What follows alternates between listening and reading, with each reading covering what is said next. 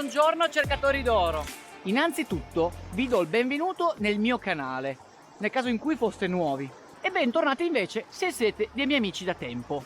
Per quanto io e Luca abbiamo compreso finora, l'oro si trova in queste mineralizzazioni più o meno alterate, soprattutto in quelle località più rossicce.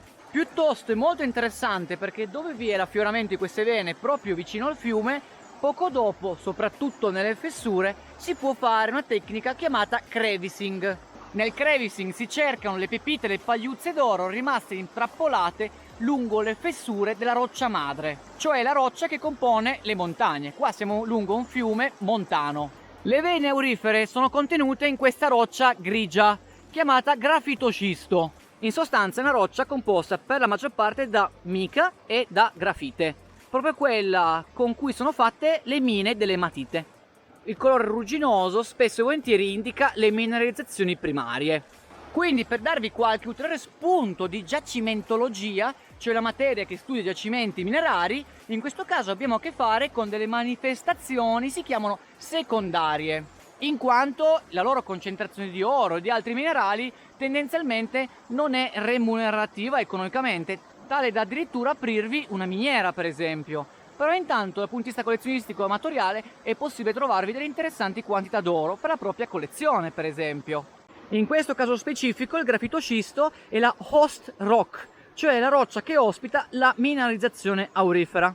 L'oro è all'interno di queste vene che sono ospitate quindi nel grafitoscisto.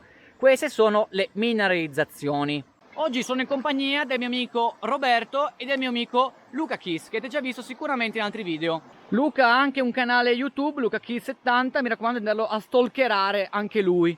L'obiettivo è quello di cercare dell'oro e soprattutto di capire la concentrazione dell'oro in questa parte del fiume.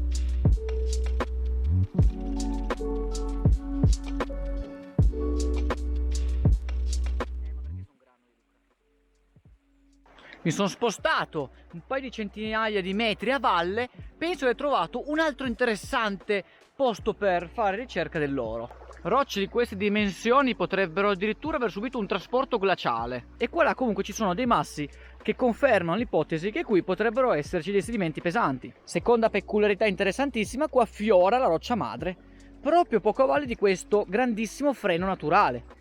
Col panchino sono riuscito a forzare alcuni posti e quindi adesso vado a raccogliere tutto questo sedimento che potenzialmente potrebbe essere aurifero, soprattutto quello più attaccato a questa roccia.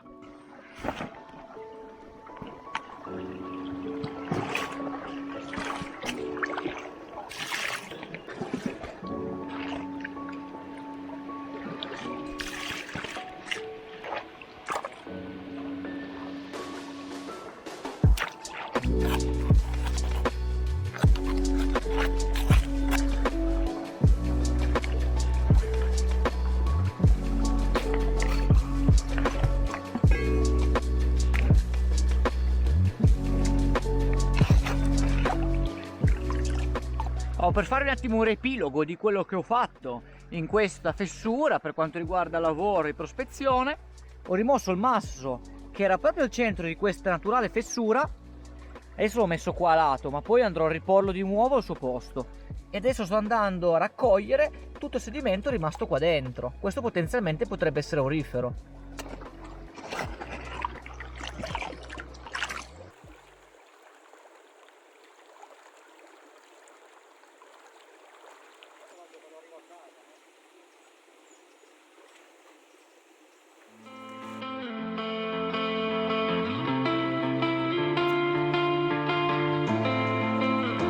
Mi sono messo a scavare qua dietro perché questo masso secondo me fa un po' un'area di freno naturale al corso della piena.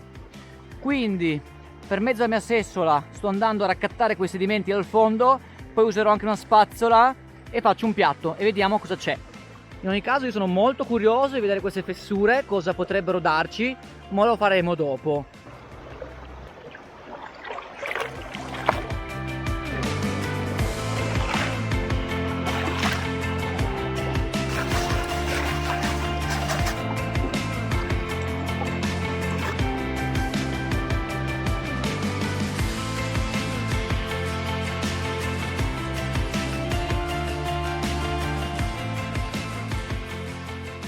Ho trovato un misero puntino dietro questa pietra, mi indica che di oro sul fiume ce n'è, ma del resto lo sapevamo già. Si tratta quindi di trovare l'area maggiormente arricchita, che purtroppo non è qua in alveo. Quindi penso che mi sposterò a lavorare sulle fessure, un po' sui fianchi, vediamo come va.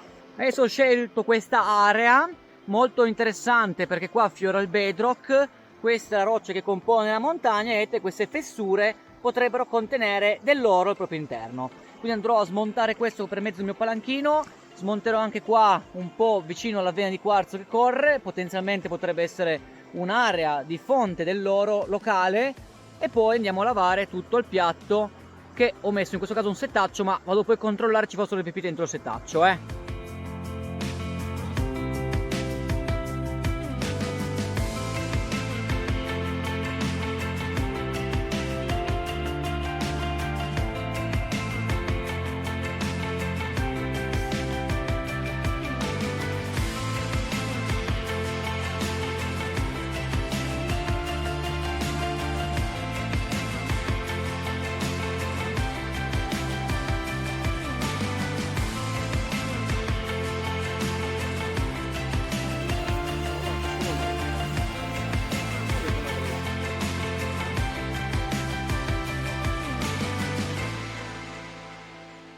Vi aggiorno un po' sulla situazione. Abbiamo già iniziato a trovare dell'oro nella prima ora di lavaggi, qualche granulo è già uscito, molto carino obiettivamente.